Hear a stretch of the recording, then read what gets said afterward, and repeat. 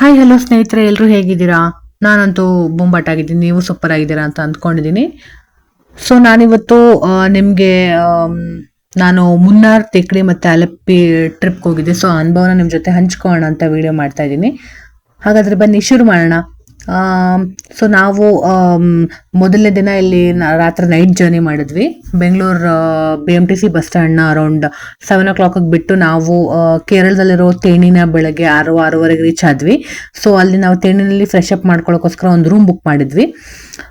ರೂಮಲ್ಲೆಲ್ಲ fresh up ಆಗಿ ತೇಣಿನಲ್ಲಿ breakfast ಎಲ್ಲ ಮಾಡ್ಕೊಳೋ ಅಷ್ಟೊತ್ತಿಗೆ ನಮ್ಗೆ ಆಲ್ರೆಡಿ ಒಂದು 9 ಗಂಟೆ ಆಗೋಗಿತ್ತು. ಸೊ ನಾವು ಫಸ್ಟ್ ರೂಮಿಂದ ಬ್ರೇಕ್ಫಾಸ್ಟ್ ಮಾಡ್ಕೊಂಡು ಫಸ್ಟ್ ಹೋಗಿದ್ದು ಅಂದರೆ ಪೆರಿಯಾರ್ ಲೇಕಿಗೆ. ಸೊ ಪೆರಿಯಾರ್ ಲೇಕು ಇದೊಂದು reservoir, Periyar wild life sanctuary ತೇಕಾಡಿನಲ್ಲಿ.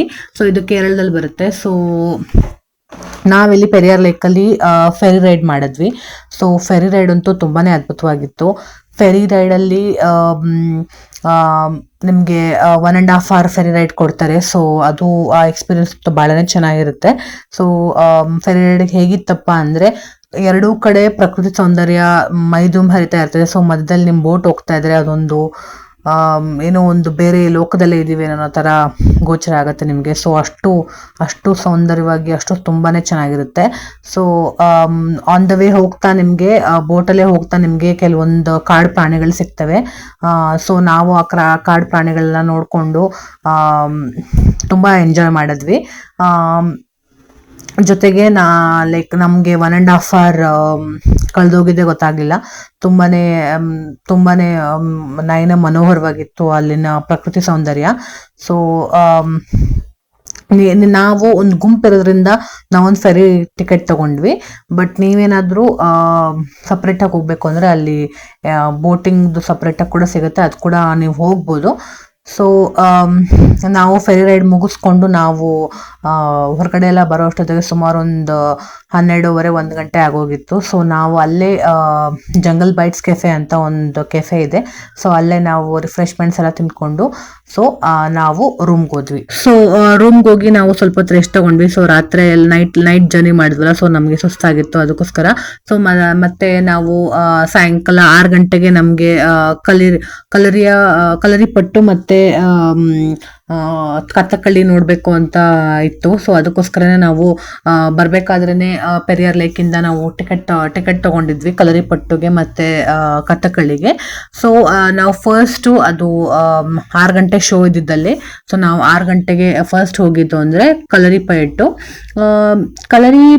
ಪಯಟ್ಟು ಇದೊಂದು ಪ್ರಾಚೀನ ಹೋರಾಟ ಕಲೆ. ಇದು ಕೇರಳದ ಇಲೈಪ್ಪ ಮರಣಕಲ ಮತ್ತು ಯುದ್ಧ ಕಲೆಗಳನ್ನ ಒಳಗೊಂಡಿದೆ. ಸೊ ಇದು ಇದು ಶಕ್ತಿ ಮತ್ತೆ ಧೈರ್ಯ ಮತ್ತೆ ಸಮನ್ವಯತೆಯನ್ನ ತಿಳಿಸ್ಕೊಡುತ್ತೆ. ಇದೊಂದು ಮಹತ್ವಪೂರ್ಣವಾದ ಕಲೆ. ಸೊ ಇದ್ರ ಕಲರಿಪಟ್ನ ಮೂಲ ಏನಪ್ಪಾ ಅಂದ್ರೆ ಇದು ಪ್ರಾಚೀನ ಕೇರಳ ರಾಜ್ಯದಲ್ಲಿ ಬಂದಿದ್ದು. ಸೊ ಯುದ್ಧಪಟುಗಳು ತಮ್ಮ ಹೋರಾಟ ಮತ್ತೆ ಕೌಶಲ್ಯಗಳನ್ನ ಅರ್ಥ ಮಾಡ್ಕೊಳ್ಳೋಕೆ ಮತ್ತೆ ದೈಹಿಕ ಮತ್ತು ಮಾನಸಿಕ ಶಕ್ತಿಯನ್ನು ವೃದ್ಧಿಪಡಿಸ್ಕೊಳ್ಳೋಕೆ ಈ ಅಭ್ಯಾಸವನ್ನ ಮಾಡ್ತಾ ಇದ್ರು.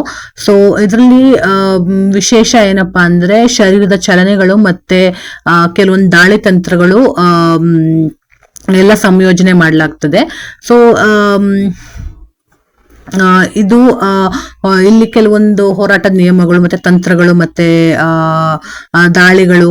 ದಾಳಿಗೆ ಸಂಬಂಧಿಸಿದ ಏನೋ ಕೆಲವೊಂದು ಅಭ್ಯಾಸಗಳನ್ನ ನೃತ್ಯ ಮತ್ತು ಯುದ್ಧ ಕಲೆಗಳ ಮೂಲಕ ಸಂಯೋಜನೆ ಮಾಡಿ ತೋರಿಸ್ತಾರೆ ನಮ್ಗೆ. ಸೊ ಇದು ಒಂದು ಪ್ರಾಚೀನ ಕಲೆ ಮತ್ತೆ ನಮ್ಮ ಸಂಸ್ಕೃತಿಯ ಭಾಗ ಕೂಡ ಆಗಿದೆ. ಸೊ ಇದರಲ್ಲಿ ಏನಪ್ಪಾ ಇದು ಕಲೆಗಿಂತ ಹೆಚ್ಚಾಗಿರೋದು ಏನಪ್ಪಾ ಅಂದ್ರೆ ಇದ್ರಲ್ಲಿ ನಮ್ಗೆ ಆತ್ಮವಿಶ್ವಾಸ ಮತ್ತೆ ನಿರ್ಣಯ ಮಟ್ಟದ ಪರೀಕ್ಷೆಗಳನ್ನೇ ಮತ್ತೆ ದೈಹಿಕ ಚಾತುರ್ಯಗಳನ್ನ ನಾವು ಅಭ್ಯಾಸ ಮಾಡ್ಕೊಳ್ಳೋದ್ರಲ್ಲಿ ನಮ್ಗೆ ಹೆಲ್ಪ್ ಮಾಡುತ್ತೆ ಅಂತ ನಮ್ಗಲ್ಲಿ ತಿಳಿದ್ ಬಂತು. ಸೊ ಕಲರಿ ಅಂದ್ರೆ ಇದು ಮಲಯಾಳದ 2 ಪದಗಳನ್ನ ಜೋಡಣೆ ಮಾಡಿ ಇದ್ ಮಾಡಿದ್ದಾರೆ.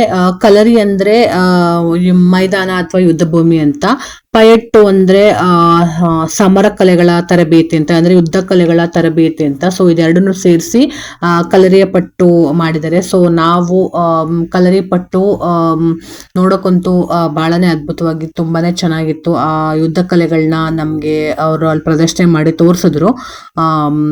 ವಿವಿಧವಾಗಿರೋ ಕಲೆಗಳನ್ನ ನಮ್ಗೆ ಪ್ರದರ್ಶನ ಮಾಡಿ ತೋರಿಸಿದ್ರು. ಅದು ಬಹಳ ಚೆನ್ನಾಗಿ ನಮ್ಗೆ ಕಣ್ಣಿಗೆ ಒಂಥರ ಹಬ್ಬ ಅಂತಾನೆ ಹೇಳ್ಬೋದು. ಅಷ್ಟು ಚೆನ್ನಾಗಿ ಅವರದನ್ನ ನಮ್ಗೆ ತೋರಿಸಿದ್ರು. ಆ ಶೈಲಿಗಳೆಲ್ಲ ನಮ್ಗೆ ಗೊತ್ತಾಯ್ತು. ಸ್ವಾಡ್ ಫೈಟ್ ಆಗಿರ್ಬೋದು, ಅಥವಾ ಕೆಲವೊಂದು ಈಗ ನಾವೆಲ್ಲ ಲೈಕ್ ಸರ್ಕಸ್ ಅಲ್ಲಿ ರಿಂಗ್ ಒಳಗಡೆ ಸಿಂಹ ಹೋಗಿರೋದನ್ನ ಕೆಲವರು ನೋಡಿರ್ತೀರಾ. ಬಟ್ ಇಲ್ಲಿ ಏನಪ್ಪಾ ಅಂದ್ರೆ ಮನುಷ್ಯರೇ ಫೈರ್ ರಿಂಗ್ ಒಳಗಡೆ ಹೋಗೋದು, ಆ ತರ ಕಲೆಗಳನ್ನ ತೋರಿಸಿದ್ರು. ಸೊ ಇದಂತೂ ತುಂಬಾನೇ ಚೆನ್ನಾಗಿತ್ತು. ನಮ್ಗೆ ನಾವು ತುಂಬಾ ಎಂಜಾಯ್ ಮಾಡಿದ್ವಿ ಅದನ್ನ. ಆ ಎಕ್ಸ್ಪೀರಿಯನ್ಸ್ ಅಂತೂ ಹೇಳಕ್ಕಾಗಲ್ಲ. ಸೊ ನೀವೇ ಅಲ್ಲಿ ಹೋಗಿ ಅದನ್ನ ಅನುಭವಿಸಿದ್ರೆ ನಿಮ್ಗೆ ಗೊತ್ತಾಗತ್ತೆ. ಸೊ ನಾವು ನೆಕ್ಸ್ಟ್ ಹೋಗಿದ್ದು ಅಂದ್ರೆ ಕಥಕ್ಕಳಿಗೆ. ಕಥಕ್ಕಳಿ ಅಂದ್ರೆ ಇದೊಂದು ಪ್ರಾಚೀನ ನೃತ್ಯ ಕಲೆ. ಸೊ ಇದು ವಿಶೇಷವಾಗಿ ಕೇರಳದಲ್ಲಿ ತುಂಬಾ ಪ್ರಚಲಿತವಾಗಿದೆ, ಫೇಮಸ್ ಆಗಿದೆ. ಸೊ ಇದ್ರ ಅರ್ಥ ಏನಪ್ಪಾ ಅಂದ್ರೆ ಕಥಾ ಅಂದ್ರೆ ಕಥೆ ಮತ್ತು ಕಳಿ ಅಂದ್ರೆ ಕಲೆ ಅಂತ. ಕತೆ ಹೇಳೋದು ಒಂದು ಕಲೆ. ಲೈಕ್ ಕತೆ ಹೇಳ್ಕೊಂಡು ನೃತ್ಯ ಮಾಡ್ತಾರೆ. ಸೊ ಅದೇ ಕಥಕ್ಕಳಿ. ಸೊ ಇದು ಇದರಲ್ಲಿ ಭಾವ, ನೃತ್ಯ, ಸಂಗೀತ ಮತ್ತೆ ನಾಟಕ ಎಲ್ಲ ಮಿಕ್ಸಪ್ ಆಗಿರುತ್ತೆ. ಸೊ ಇದೊಂದು ಸುಮಾರು ಒಂದು 16ನೇ ಶತಮಾನದಲ್ಲಿ ಪ್ರಾರಂಭವಾಯಿತು ಅಂತ ಎಲ್ಲ ಹೇಳ್ತಾರೆ. ಸೊ ಇದು ಕೆಲವೊಂದು ಪ್ರಾಚೀನ ದೇವಸ್ಥಾನದಲ್ಲಿ ಅವಾಗ ಮಾಡ್ತಾ ಇದ್ರಂತೆ. ಸೊ ಇಲ್ಲಿ ನಮ್ಗೆ ಲೈಕ್ ಏನಂದ್ರೆ ಹೆಂಗಿರುತ್ತೆ ನೃತ್ಯ ಅಪ್ಪ ಅಂದ್ರೆ ಇಲ್ಲಿ ಹಸ್ತಮುದ್ರೆಗಳು ಮತ್ತೆ ಮುಖಭಾವಗಳನ್ನ ಬಳಸ್ತಾರೆ. ಮತ್ತೆ ಮೇಕಪ್ ಮತ್ತೆ ಕಾಸ್ಟ್ಯೂಮು ಒಂಥರ ಡಿಫ್ರೆಂಟ್ ಆಗಿ ಇರುತ್ತೆ ಅವ್ರ ಮೇಕಪ್ ಅಂಡ್ ಕಾಸ್ಟ್ಯೂಮ್ಸ್. ನಮ್ಮ ಯಕ್ಷಗಾನ ಇರುತ್ತಲ್ಲ, ಎಲ್ಲ ಟೋಟಲ್ ಆಗಿ ಡಿಫ್ರೆಂಟ್ ಕಾಸ್ಟ್ಯೂಮ್ಸ್ ಹಾಕೊಂಡಿರ್ತಾರಲ್ಲ, ಅದೇ ತರ ಕಥಕ್ಕಳಲ್ಲೂ ಡಿಫ್ರೆಂಟ್ ಕಾಸ್ಟ್ಯೂಮ್ಸ್ ಹಾಕೊಂಡಿರ್ತಾರೆ. ಆಮೇಲೆ ಲೈಕ್ ಮುಖದಲ್ಲಿ ಭಾವನೆಗಳನ್ನ ಬಹಳ ವ್ಯಕ್ತಪಡಿಸ್ತಾರೆ. ಮತ್ತೆ ಹಿಂದ್ಗಡೆ ಸಂಗೀತ ಮತ್ತೆ ವಾದ್ಯಗಳು ಎಲ್ಲ ಸಂಯೋಜನೆ ಆಗಿರುತ್ತೆ ಕಥಕ್ಕಳಿಗೆ. ಸೊ ಇದು ಒಂದು ಪ್ರಾಚೀನ ಕಲೆ. ಸೊ ಇದು ಕೂಡ ತುಂಬಾನೇ ಅದ್ಭುತವಾಗಿ ತುಂಬಾನೇ ಚೆನ್ನಾಗಿತ್ತು ನಾವು ನೋಡಿದ್ದು. ಸೊ ಇದರಲ್ಲಿ ಕೆಲವೊಂದು ಸಣ್ಣ ನೃತ್ಯಗಳು ಬರ್ತವೆ. ಲೈಕ್ ಕೆಲವೊಂದು ನಾಯಕಿ ಪಾತ್ರಧಾರಿಗಳು ಬರ್ತಾರೆ. ಸೊ ಅದನ್ನ ನಾವು ನೋಡಿದ್ವಿ. ಆ ಕಲೆ ತುಂಬಾನೇ ಚೆನ್ನಾಗಿತ್ತು. ಇದೊಂದು ನೃತ್ಯ, ಜಸ್ಟ್ ಒಂದು ನೃತ್ಯ ಅಲ್ಲ, ಇದೊಂದು ಸಂಪೂರ್ಣ ಕಲೆಗಾರಿಕೆ ಅಂತಾನೆ ನಾನು ಹೇಳ್ತೀನಿ.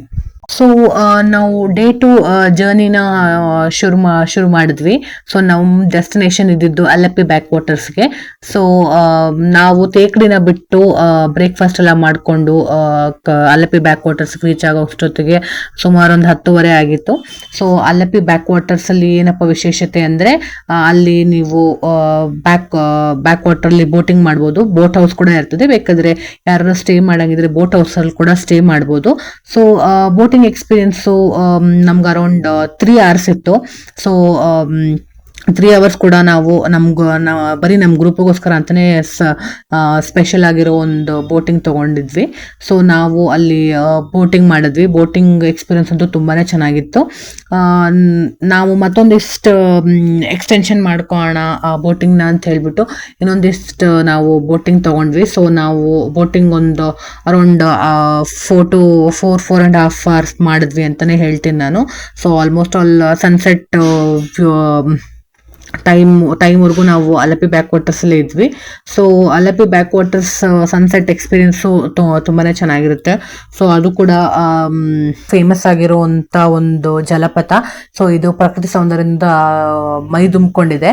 ಸೊ ಅಲಪ್ಪಿ ಬ್ಯಾಕ್ ವಾಟರ್ ಸುತ್ತ ಹಳ್ಳಿಗಳು, ನದಿಗಳು, ಕೆರೆಗಳು, ಒಂದು ಪ್ರಕೃತಿ ಸೌಂದರ್ಯ ತುಂಬಾ ಚೆನ್ನಾಗಿದೆ.